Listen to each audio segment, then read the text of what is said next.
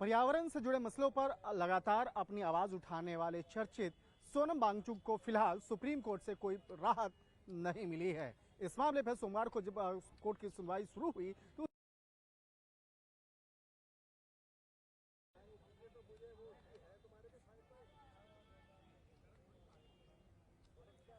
पर्यावरण से जुड़े मसलों पर लगातार अपनी आवाज उठाने वाले चर्चित सोनम वांगचुक को फिलहाल सुप्रीम कोर्ट से कोई राहत नहीं मिली है। इस मामले पर सोमवार को जब कोर्ट की सुनवाई शुरू हुई तो उसके बाद लगातार जो दलील जो कोर्ट में जो जिस तरह से दिया जा रहा था और कोर्ट के अंदर उन तमाम दलीलों को रखा गया कि किस तरह से सोनम वांगचुक की गिरफ्तारी वो सही नहीं है, उस पर लगे इल्जाम जो हैं वो सही नहीं है। और इस मामले को लेकर जिस तरह से सोनम वांगचुक की पत्नी गीतांजलि के द्वारा जो एक याचिका दायर की गई थी, उस याचिका पर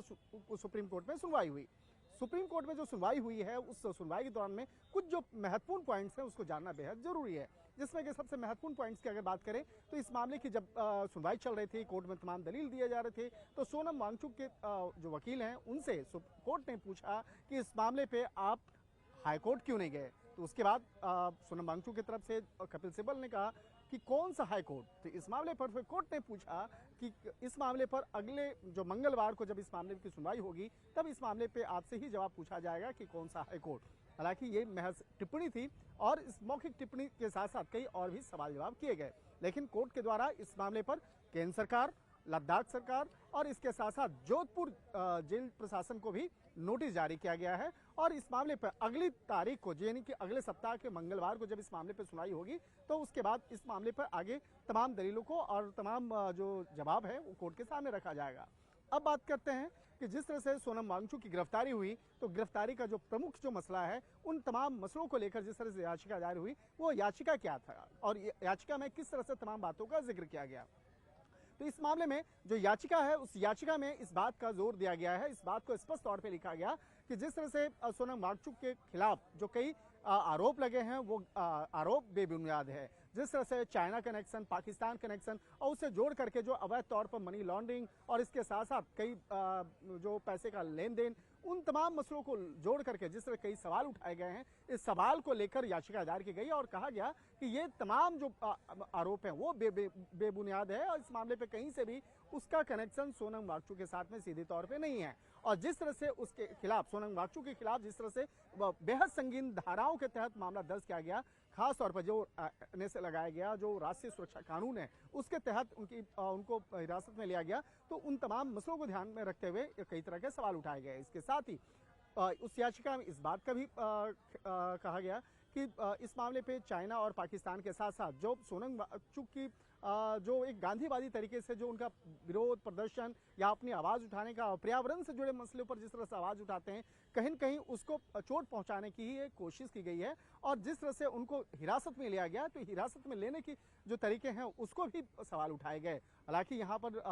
कहा गया कि उनको ये भी बताया जाए कि सोनम वांगचुक जो है उसको जो गिरफ्तार किया गया है किस आधार पे गया है इसकी लिखित तौर पे उनको जानकारी दी जाए। तो इस मामले पे हालांकि कोर्ट ने तमाम जो कई सवाल भी किए। अब इस मामले पर जो आगे जिस तरह से नोटिस जारी किया गया है केंद्र सरकार को, लद्दाख प्रशासन को, तो उन तमाम मसलों पर जवाब जो है अगले मंगलवार को कोर्ट के सामने रखा जाएगा। तो उसके बाद चीजें स्पष्ट हो जाएंगी कि आखिर किस तरह से सोनम वांगचुक की गिरफ्तारी होती है। और जिस तरह से अब इस मामले पर पिछले कुछ समय पहले जिस तरह से लगातार ये कुछ ऐसे इनपुट्स भी निकल के आ रहे थे कि आने वाले दिनों में इस मामले पर केंद्रीय जांच एजेंसी सीबीआई की भी एंट्री हो सकती है। सीबीआई इस मामले पर कई जो ऐसे जो आरोप हैं उस आरोप की गंभीरता को देखते हुए केस रजिस्टर करके इस मामले में आगे इन्वेस्टिगेशन का दायरा आगे बढ़ा सकती है। तो हो सकता है कि इस बीच में एक सप्ताह के अंदर में सीबीआई की एंट्री इस मामले में औपचारिक तौर पे हो सकती है। अब बात करें जैसे सोनम वांगचुक जिस तरह से लद्दाख में पिछले काफी समय से वहां का पर्यावरण का मसला और इसके साथ साथ कई अन्य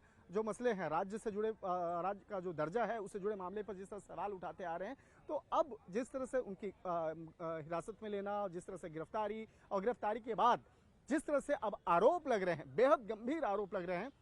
तो उन मामलों की गंभीरता को देखते हुए अब केंद्रीय जांच एजेंसियों से जुड़े हुए जो खुफिया अधिकारी हैं वो उन तमाम इनपुट्स को इकट्ठा कर रहे हैं। तो अब देखना लाजमी होगा कि कब इस मामले में केंद्रीय जांच एजेंसियों की औपचारिक तौर पर एंट्री होती है। तो वहीं दूसरी तरफ देखा जाए इस मामले पर जिस तरह से कोर्ट के सामने उन तमाम दलीलों को रखा जाएगा, उन साक्ष्यों को रखा जाएगा और कोर्ट को बताया जा रहा है जिस तरह से तमाम